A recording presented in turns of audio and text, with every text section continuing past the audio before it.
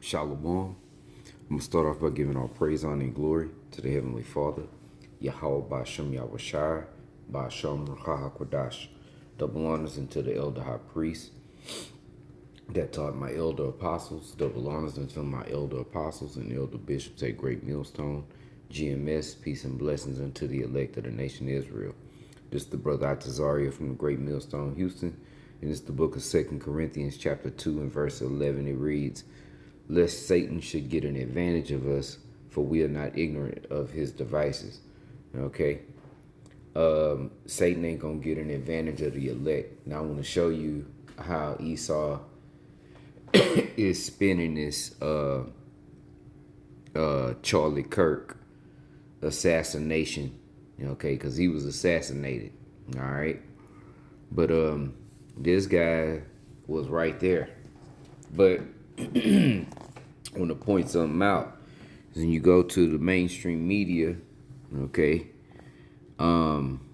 this is from the national desk, they're only playing a snippet of what he said, okay? And then when we have it here, okay, this was an interview by Fox News. You get more of what he was talking about. Now, I'm going to play both of them, and I'm going to call fair use. This is for educational purposes only. Okay? You're going to see how Esau is trying to spin this. Okay? So I want to play this one here first. Let me go back. Good shooter, a sharp shooter. It was one shot right directly to the heart, and we need to find out who did this. I think there should be a research completely done that took place hours, maybe a day before anything went on. Who could be there and pull that trigger and do it? And I don't think it was George Sim. He was poor, broke. He maybe was on medication, a little bit loony boon. Maybe a perfect person to pick and say that did it, but I don't think he did it at all. So at this point, but did you see him taken into custody? Did you see him with any kind of thing in his hand, any device in his hand or anything like that? Yeah, I saw when they actually put the handcuffs behind his back. Okay. I followed them. All right, we're going to go to Jason Chaffetz. Obviously there's going to be a lot of... Then you see they cut it right off. Now, when you go to YouTube, they only play this part. All right, let's cue that up. Like it was a direct shot to the heart. It looked like right where his heart is, it started going red. He fell back and went to his side. And then I looked down at the crowd, and it looked like the crowd, they all went to their knees really fast. I kind of didn't go to my knees as fast as everybody because I wanted to see if anyone who was close to the shooter would be trampling all over that person. And I saw nothing like that at all. It just, everyone had dropped down, and for a few moments, they were just not moving. And people started getting up and moving, and the crowd started pushing me.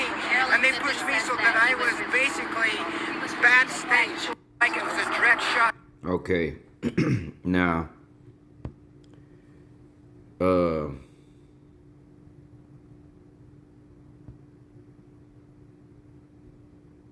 here, when you read this comment, it says this guy is wrong. He was, hit in the neck. When you watch the video, true. Okay? But does that negate from the rest of what he said in the other clip? And why would you only play a snippet of what he said? Then, as we saw in the Fox interview, the guy was like, well, did you see him getting arrested? Like to imply, well, oh, yeah, he's guilty. The sheriff arrested him.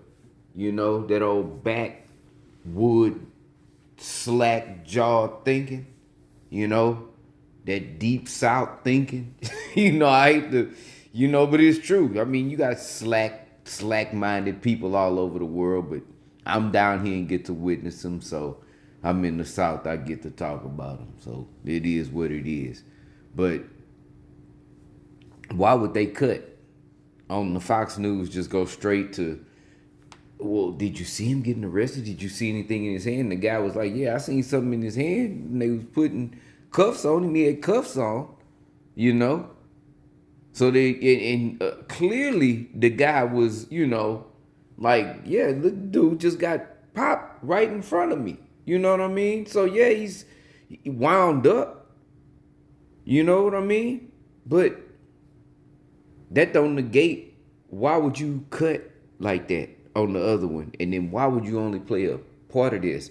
And then, like I said, when you go to the comments, this is 29 likes already. He's wrong. He was hitting the, so now it's discredited to everything else that comes out of his mouth because he's saying that. You see? And so there's always something else to it.